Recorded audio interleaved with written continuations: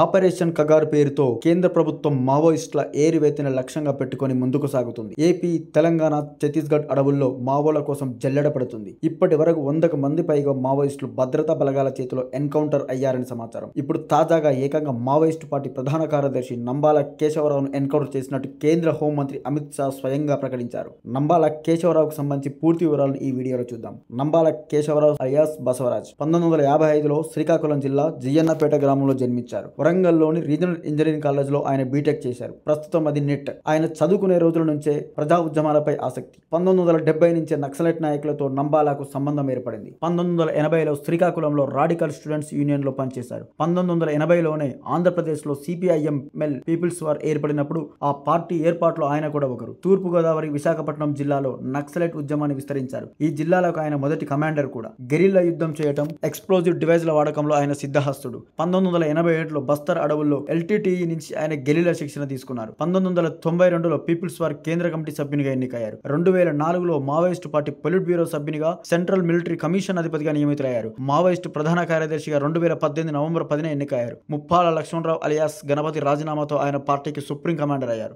కేశవరావు వ్యూహాలు చేయడంలో దిట్ట. 2010లో దంతెవాడలో జరిగిన భారీ బ్లాస్ట్ ఆయనే కీలక సూత్రధారి. ఈ దాడిలో 76 మందికి పైగా సిఆర్పీఎఫ్ జవాన్లు మరణించారు. ఛత్తీస్గఢ్, మహారాష్ట్ర, ఒడిశా రాష్ట్రాలలో కీలక దాడులను నిర్వహించాడు. అదే విధంగా ఏపీలో ఎమ్మెల్యే కిడారి సర్వేశ్వరరావు హత్య వెనుక కూడా నంబాల ఉన్నారు. దాదాపు 55 ఏళ్ల నుంచి నక్సలైట్ ఉద్యమంలో నంబాల ఉన్నారు. అనేక దాడుల్లో ఆయన పాల్గొన్న ఎక్కడ కూడా పోలీసులకు చిక్కలేదు. ఛత్తీస్గఢ్ లోని నారాయణపూర్ జిల్లాలో జరిగిన ఎన్కౌంటర్ లో మావోయిస్ట్ అగ్రనేత నంబాల కేశవరావు ఈ రోజు మరణించాడు. పార్టీ అగ్రనేత ఎన్కౌంటర్ లో చనిపోవడం మావోయిస్ట్ పార్టీలకు పెద్ద ఎదురు దెబ్బ. దీనికి వారి నుంచి ఏం సమాధానం వస్తుందో చూడాలి మరి.